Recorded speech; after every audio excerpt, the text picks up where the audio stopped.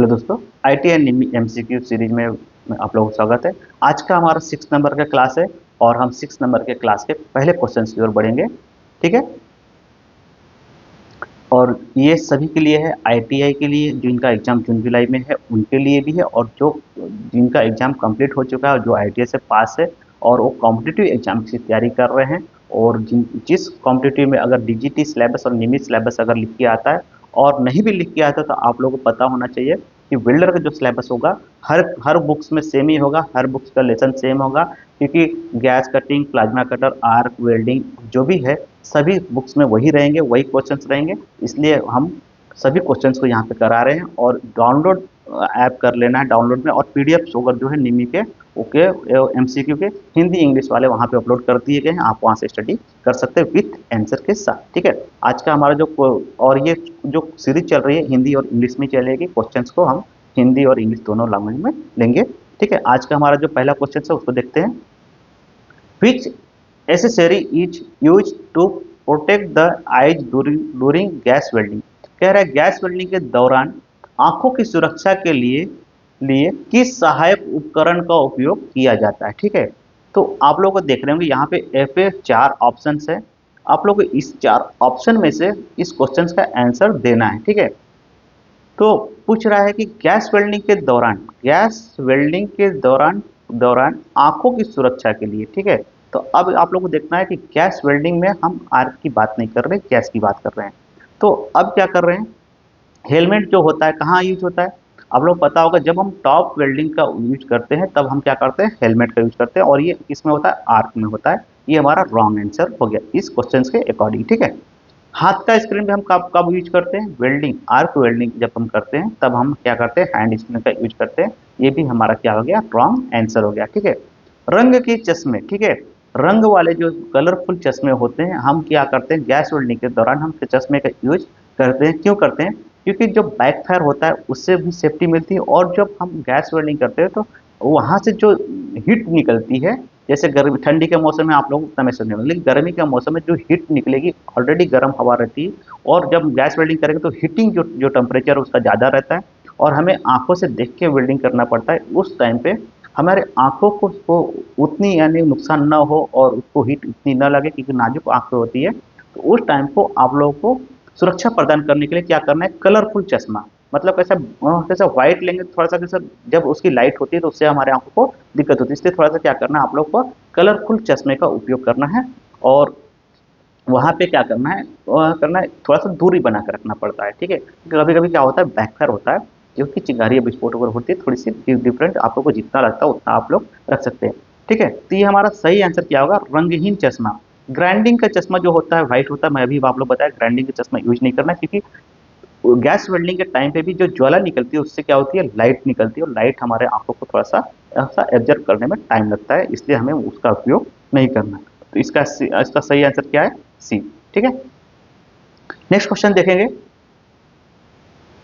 ठीक है, ये रंगहीन चश्मा आप लोग देख लीजिए। ठीक है, इस तरह का गैस वेल्डिंग के टाइम पे हमको यूज करना है। ठीक है, what is the composition of acetylene gas. ठीक है, कह रहा है एसिटिलीन जो गैस का संयोजक क्या है, उसमें कौन कौन सी कितनी मात्रा में होती है उसका। ठीक है, तो आप लोग को बता दो कि आप लोग इससे पहले भी देखे होंगे, कार्बन डाइऑक्साइड जो होता है सी जो होता है, जैसे ये कैल्शियम कार्बाइड का C2H2 होता है। ठीक है, उसमें तो ये हाइड्रोजन और कैल्शियम का बना होता है। ठीक है, तो आप लोग को यहाँ पे देखना है कि कितनी कितनी मात्रा रहती है, तो आप लोगों को मैं पहले ही बताया हूँ कि 92.3 जो होती है क्या होती है, कैल्शियम कार्बाइड का उसमें गैस होता है, वो होता है CO2 गैस होता है। ठीक है, तो और उसके बाद क्या होता है, हाइड्रोजन होता है, तो इसलिए हम क्या कहते हैं, C2H2, इसको एसिटिलीन का ये फार्मूला है।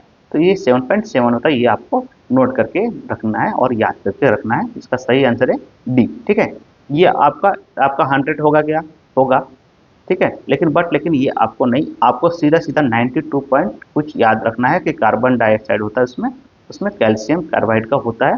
ठीक है, और हाइड्रोजन उसमें 7.7 होता है। ठीक है, ये हमारा एसिटिलीन गैस का। ठीक है, उसके बाद मैं एक और क्वेश्चन का करा देता हूँ। एसिटिलीन गैस सिलेंडर का रंग कौन सा होता है, मैरून होता है। ठीक है, ये आपको ध्यान में रखना है। ठीक है, नेक्स्ट क्वेश्चन है, what is the name of the flame show in figure. वो कह रहा है कि आपका जो आकृति में दिखाई गई ज्वाला का नाम क्या है। ठीक है, ये आकृति में जो आपको फ्लेम दिखाया जा रहा है इसका नाम क्या है, तो इसको कहते हैं न्यूट्रल फ्लेम। ठीक है, अब ये न्यूट्रल फ्लेम का पहचान क्या है, इसमें दो ही टिप होते हैं, एक यहाँ इनर कोन और एक बाहरी कोन। ठीक है, ये जो बाहरी कोन दिख रहा है एक बाहरी। ठीक है, ये हमारा न्यूट्रल फ्लेम। अब इसके अकॉर्डिंग ऑक्सीडाइजिंग में तीन फ्लेम होते हैं, कार्बोनाइजिंग में फिर, ठीक है, ऑक्सी एसिटिलीन लोन नहीं होता। ठीक है, ये नहीं। अब आते हैं हम यहाँ पे कि ऑक्सी एसिटिलीन जो होता है गैस होता है 3100, 3200, 3300। ठीक है, इस तरह से तीन टेम्परेचर होते हैं। इसके अकॉर्डिंग अब हमको नापना कैसे है और मैं बताता हूँ। न्यूट्रल फ्लेम का मतलब क्या है, ऑक्सीजन और कार्बोनाइजिंग ये फ्लेम क्या होता है। ये तीन फ्लेम में क्या होता है, पहला जो हमारा जो कभी भी आपको क्वेश्चन पूछेगा कि ऑक्सी एक्सिलेंट गैस है उसका टेम्परेचर कितना होता है, आपको अगर 3000 से देके है, ठीक है, 3000 देके है, 3000 से 34,000 तक ऐसा देके है आपको, और कहीं 3100 से 3300 देके है, तो आपको इसी को टिक करना है, 3100 से 3300। अगर उसके अकॉर्डिंग 100 अगर कम ज़्यादा है तो आपको उसको भी टिक कर सकते हैं, कोई दिक्कत नहीं। 100 टेम्परेचर यहाँ पे हाई टेम्परेचर में कम ज़्यादा रहता है, अलग अलग बुक में अलग अलग देखिए रहता है, कोई दिक्कत नहीं। ठीक है, ये आप लोग समझ में आ गया। अब आते हैं हम कि 3100 किसका होगा, 3200 किसका होगा, 3300 किसका होगा। ठीक है, ये हम देखते हैं। 3100 जो होगा टेम्परेचर क्या होगा थोड़ा सा इसमें क्या है, टेम्परेचर कम है, इसलिए हम इसको नाम रखेंगे, इसका जो नाम है ऑक्सीडाइजिंग। क्या है, ऑक्सीडाइजिंग। ऑक्सीजन कैसा है, कैसे ठंडा चीज है, ऑक्सीजन नॉर्मल है।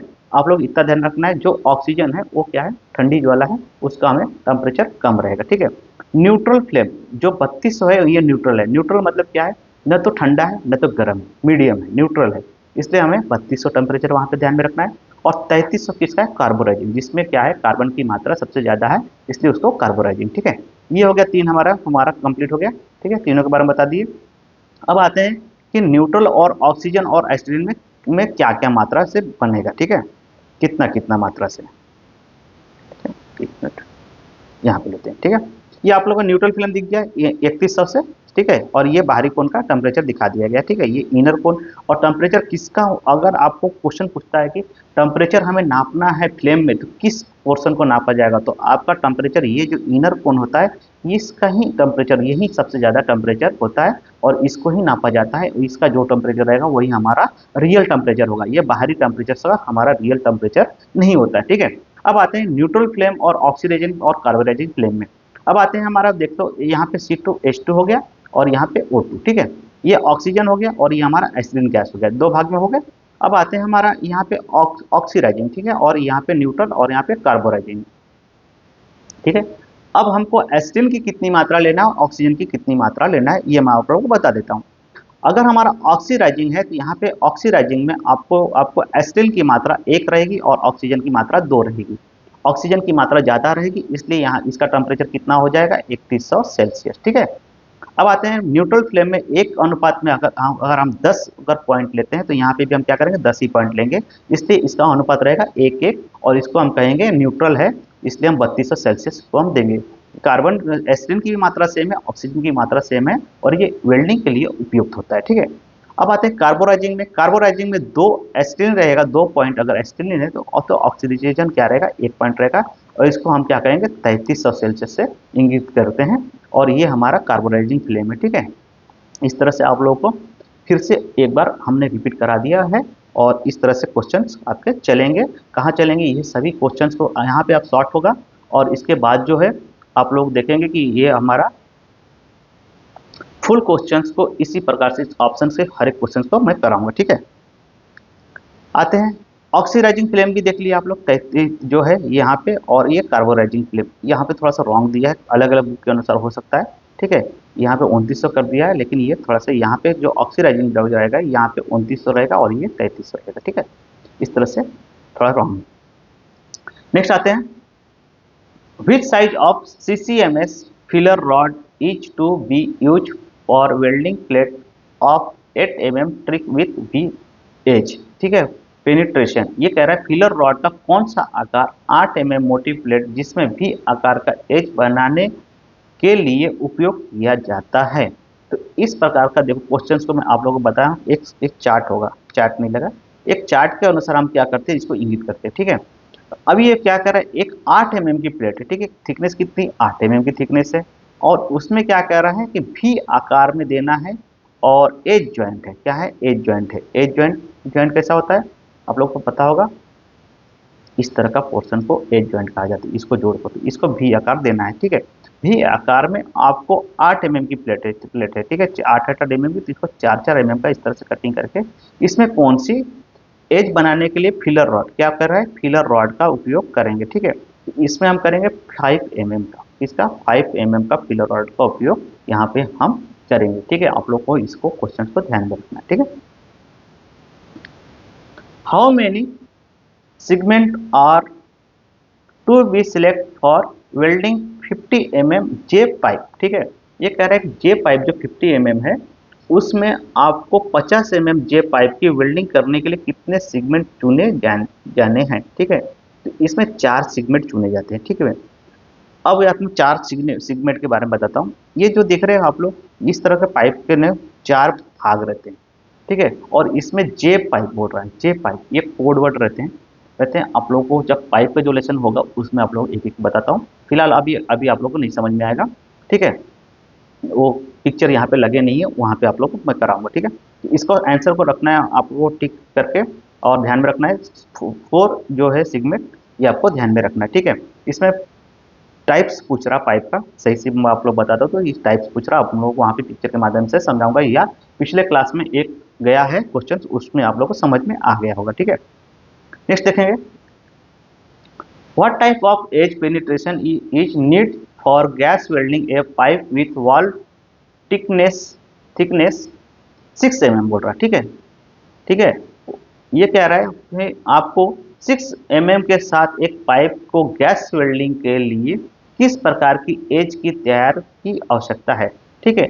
तो वहां पे एज बोल रहा है और क्या बोल रहा है, गैस वेल्डिंग में, ठीक है, और 6 mm मोटाई के साथ, तो वहां पे भी एकल भी, सिंगल भी, मतलब एकल भी मतलब क्या हो गया, सिंगल भी, सिंगल भी आपको तैयार करके ही वेल्ड करना है एज ज्वाइंट के लिए, ठीक है। इसका सही आंसर क्या है, ए।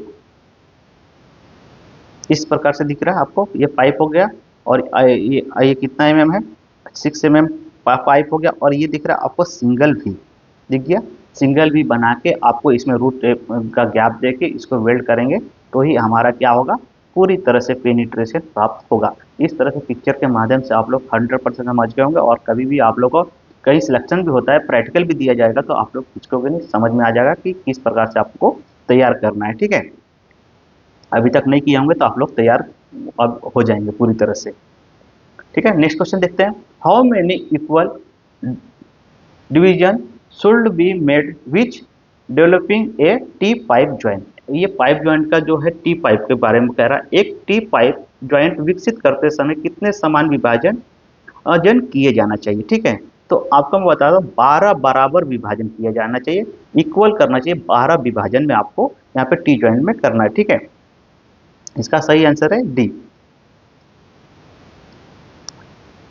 दिख रहा है आपको, ये आप लोगों को टी ज्वाइंट हो गया है यहाँ पे, और ये डिवीजन है उसका, 12 डिवीजन में आपको इस प्रकार से इसको भाग को डिवाइड किया जाता है और इसके अनुसार ही आपको कटिंग किया करना है, ठीक है।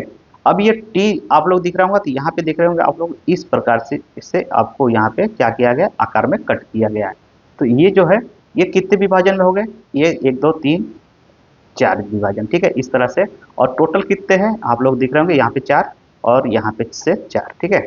इस तरह से 12 डिवीजन पूरे डिवाइड किए जाते हैं आप लोग को। अब ये जो डिवीजन है आप लोग को समझ में आ गया होगा, और ये डिवीजन कितने डिग्री का होता है, 30 डिग्री का ये होता है, ठीक है। इतना आप लोगों को बारीक से मैं पढ़ा रहा हूँ, समझ में पिक्चर के माध्यम से समझा दे रहा हूँ कि आप लोग को दोबारा इसको देखने की जरूरत ना पड़े और आप लोग को हरदम के लिए याद हो जाए। और क्वेश्चन देखो आप लोगों को मैं बता देता हूँ आईटीआई वाला जो बच्चा होगा और कॉम्पिटिटिव वाला होगा, सेम टू सेम छपेगा। ये डीजीटी सिलेबस का ये क्वेश्चन बनाया गया, सेम टू सेम छपेगा, लेसन वाइज ही लिया गया है, ठीक है। नेक्स्ट आते हैं, what is the name of, ठीक है, small metal practices which are drawn out of the arc during welding, ठीक है। ये कह रहा है वेल्डिंग के दौरान आर्क से निकलने वाले छोटे धातु कणों का नाम क्या है। उससे मैं कितने बार आप लोग बता चुका हूँ, जब हम वेल्डिंग करते हैं इस तरह से वेल्डिंग करते हैं यहाँ पे वेल्डिंग की है, तो इस तरह से हमारे जो स्पैटर्स उसको कहा जाता है, उड़ के चिपक जाते हैं, उसको क्या कहते हैं, स्पैटर कहते हैं। ठीक है, ठीक है। स्लैग किसको कहते हैं, जो देखो पहला ऑप्शन क्या कह रहा है, स्लैग। स्लैग जो कहते हैं, जैसे वेल्डिंग की है, ऊपरी जो काली वाली जो परत चढ़ती है उसको हम क्या कहते हैं, स्लैग कहते हैं। ठीक है, समझ में आ गया। चलो, इसका आंसर, सही आंसर क्या है, बी। ठीक है, ये दिख रहा है स्पैटर, ये चिंगारी जो उड़ के यहाँ पे चपक चपक के, इसको कहते हैं स्पैटर।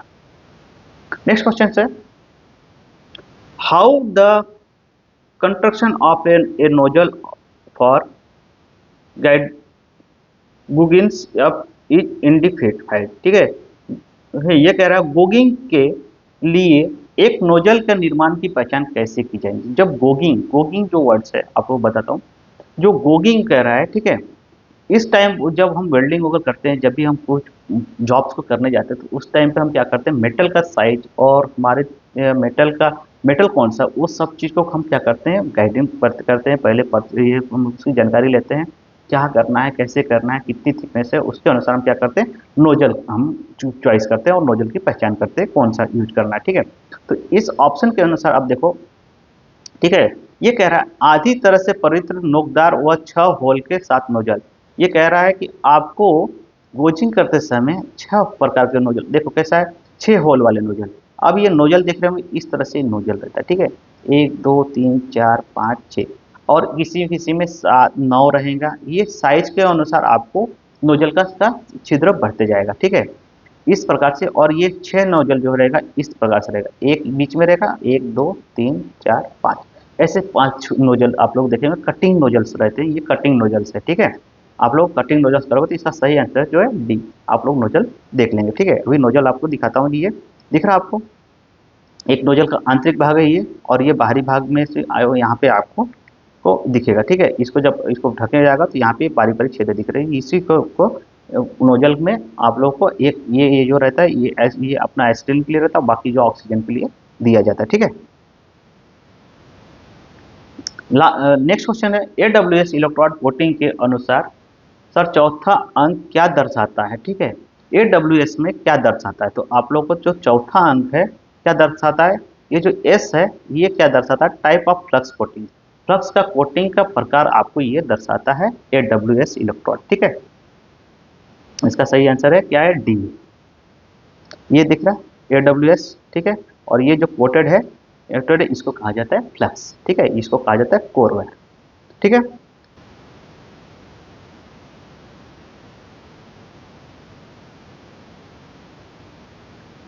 नेक्स्ट क्वेश्चन है अपना, what is the bevel angle for pipe welding but joint if wall thickness is more than 5 mm। कह रहा है यदि पाइप की मोटाई 5 mm से अधिक है तो पाइप वेल्डिंग बट ज्वाइंट के लिए बीवेल कोण क्या होगा, ये 75 डिग्री होगा। ठीक है, कितना डिग्री होगा, 75 डिग्री होगा। दिख गया आपको, पाइप वेल्डिंग करना है, बीवेल कोण है, बी वाला कोण है, इस प्रकार से वेल्ड करना है, ये 75 डिग्री में आपको इसको कट किया जाता है, इसको हम वेल्ड करते हैं। ठीक है, और ये क्या है, रूट गैप है, 2 mm का रूट गैप है। ठीक है, इसका क्या है, सही आंसर बी। नेक्स्ट क्वेश्चन देखेंगे, which type of stainless steel is weld. ठीक है, तो कह रहा है किस प्रकार का स्टेनलेस स्टील वेल्ड करने योग्य है, तो इसको बोलते हैं, देखो कैसा, स्टेनलेस स्टील में भी कई प्रकार हैं, तो इसमें आपको पूछ रहा है कि कौन सा वेल्ड के योग्य, फेराइट जो प्रकार का जो स्टेनलेस स्टील है ये क्या है, वेल्ड करने योग्य रहता है। ठीक है, इसको हम क्या करेंगे, बी जो आंसर, इसका सही आंसर है फेराइट प्रकार के जो मेटल होते हैं उसको हम वेल्ड में आसानी होती है। ठीक है, नेक्स्ट आते हैं, what is the prior heating temperature of cast iron. कह रहा है कच्चा लोहा का पूर्ण तापमान क्या है, कच्चे लोहे का। ठीक है, कच्चे लोहे का हम क्या कहते हैं, 200 से 300 डिग्री सेल्सियस पे हम क्या कर सकते हैं, पूर्ण तापमान। ये क्या कह रहा है, पूर्ण तापमान, ये मेटलिंग पॉइंट नहीं कह रहा है, पूर्ण टेम्परेचर के लिए बात कर रहा है। ठीक है, कच्चा लोहा जिसमें जिसमें अपनी जो है कार्बन की मात्रा बहुत कम है, उसके बारे में पूछ रहा है। ठीक है, 200 से 310 सेल्सियस में ये आपका टेम्परेचर सुटेबल है ये। ठीक है, इसका सही आंसर क्या है, ए। नेक्स्ट क्वेश्चन देखेंगे, what is the root run. कह रहा है रूट रन क्या है, रूट रन क्या है, तो रूट रन क्या होता है, देखो पहला रन ही रूट रन का होता है। जो पहला रन होता है, जैसे हम यहाँ पे क्या किए, 2 प्लेट ले लिए, ठीक है, ठीक है, इसको वेल्ड कर रहे हैं। ये जो हमने रूट गैप छोड़ा है और हमने पहला वेल्डिंग मारा तो क्या होगा, रूट तक जाएगा, अंदर की गहराई तक जो रूट गैप छोड़े वहां तक जाएगा। तो वो पहला रन ही क्या है, रूट रन होता है। तो इसलिए हमारा बी आंसर क्या है, सही है। अब इसके ऊपर हम वेल्डिंग मारेंगे तो दूसरा रन रूट तक जाएगा, नहीं जाएगा, क्यों, क्योंकि वो ऑलरेडी पैक हो चुका है। हमारा दूसरा रन कहाँ जाएगा, ऊपर की लेयर पे जाएगा, इसलिए वो दूसरा रूट रन नहीं होगा, तीसरा भी नहीं होगा और बैकिंग रन भी नहीं होगा। बैकिंग रन किसको कहा जाता है, तो पीछे का वेल्ड होती है उसको बैकिंग रन कहा जाता है, वो भी नहीं होगा। हमारा सही आंसर क्या है, बी हमारा सही आंसर, ठीक है। ये हमारा रूट गैप दिख रहा है, इसको हम रूट कहते हैं। तो बैकिंग रन इसको कहा जाता है, ये जो हमारा बैक पीछे से लगाया जाता है उसका बैकिंग रन कहा जाता है, और ये हमारा रूट गैप है, ठीक है। नेक्स्ट क्वेश्चन देखेंगे, what do you call the non coated electrode. कह रहा है आप नॉन कोटेड इलेक्ट्रोड को क्या कहते हैं, तो हम कहते हैं बेयर इलेक्ट्रोड। क्या कहते हैं, हम बेयर इलेक्ट्रोड उसको कहते हैं, ठीक है। बी इसका सही आंसर है, ठीक है। ये दिख रहा है, ये कोटेड नहीं है, ये भी कोटेड नहीं, इसको कहा जाता है बेयर इलेक्ट्रोड कहा जाता है, ठीक है। इसके ऊपर एक आप लोग बोलोगे सर ये अपना कॉपर का कोटेड होता है। कॉपर का कोटेड इसलिए होता है कि उसके ऊपर क्या होता है, जो हमारा जंग होता है, ठीक है, जिसको ऑक्सीकरण कहता है, वो न लगे इसलिए उसको ऊपर एक कोटेड चढ़ा दिया गया जाता है कि हमारा पेनिट्रेशन बना रहे और जंग न लगे, जिसके कारण वो रॉड ओवर चपके ना स्मूथली चले, ठीक है, ठीक है।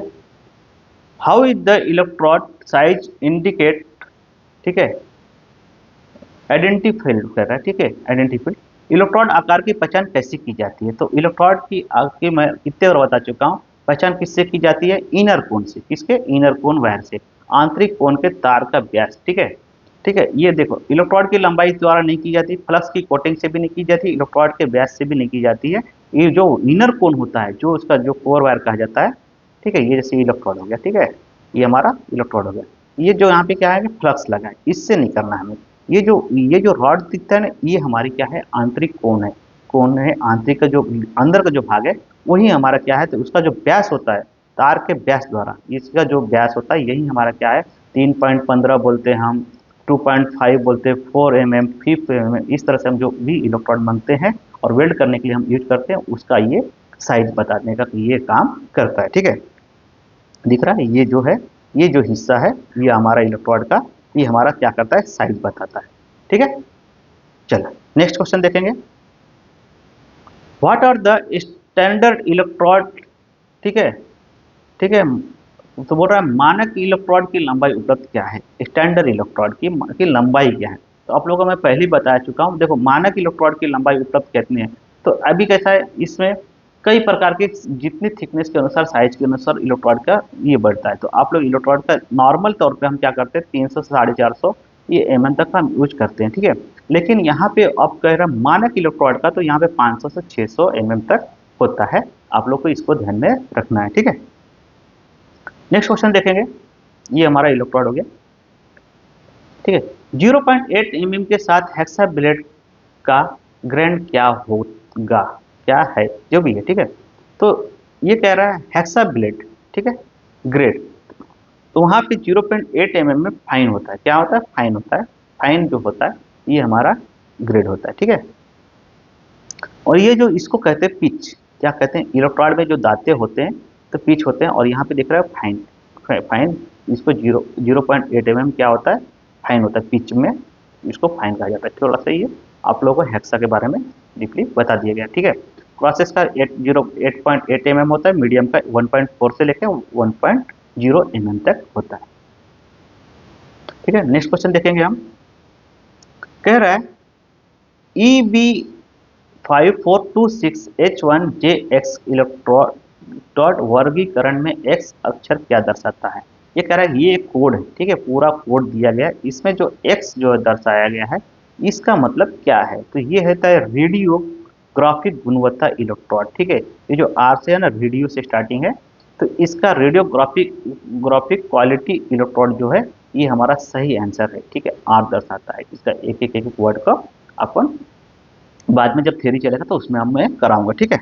अभी फिलहाल मुझे भी ध्यान में नहीं आ रहा है उसका पूरा फुल फॉर्म 5426 का क्या क्या है, तो वो मैं आप लोगों को जब थ्योरी पढ़ाऊंगा तो उसमें आप लोगों को कंप्लीट करा दूंगा, ठीक है। What is the percentage of carbon in medium carbon steel, कह रहा है कि मध्य कार्बन स्टील में कार्बन का प्रतिशत कितना होता है, ये मेटल का आपको बताना है। इसमें होता है 0.30, ठीक है, 30 टू 0.6% तक क्या होता है, मध्य कार्बन स्टील में कार्बन की मात्रा होती है वहां पे, ठीक है।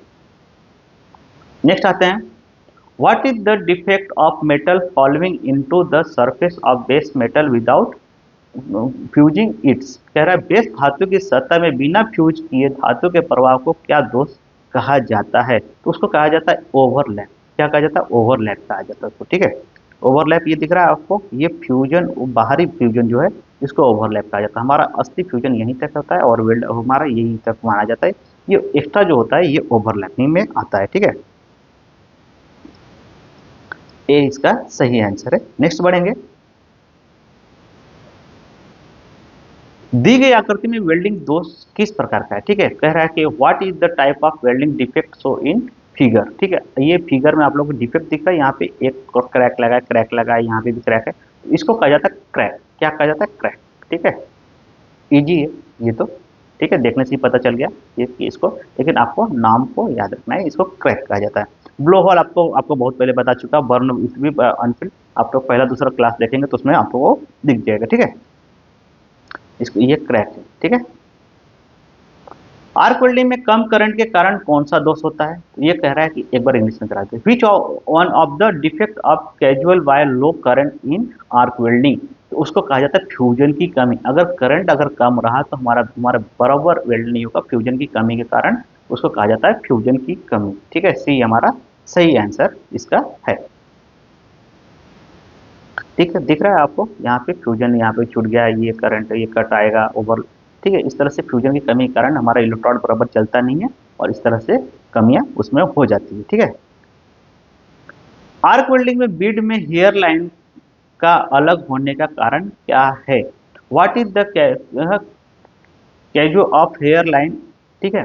तो ये कह रहा है कि आर्क वेल्डिंग में बीड हेयर लाइन का अलग होने का कारण क्या है, इसमें जो तेज ठंड होना, तेजी से ठंड होना, इसमें आप लोग देखे होंगे कोई बच्चा क्या करता है कि जैसे अब देखो आर्क वेल्डिंग में बीड हेयर कह रहा है लाइन, ठीक है। आपको यानी जैसे भी आप लोग जैसे ये वेल्ड किए, ठीक है, इसको वेल्ड किए और ये काफी गर्म रहता है, जब हम वेल्ड करते हैं तो ये क्या करता है बच्चा, एक बकेट में जैसे पानी पानी रहता है उसमें क्या करता है तुरंत डुबो देता है और उसको निकाल देता है, देता है ठंडा करने के लिए, ठीक है। उसको उत्साहित पे जब हम नए नए वेल्डिंग सीखते हैं तब ये करते हैं, ठीक है।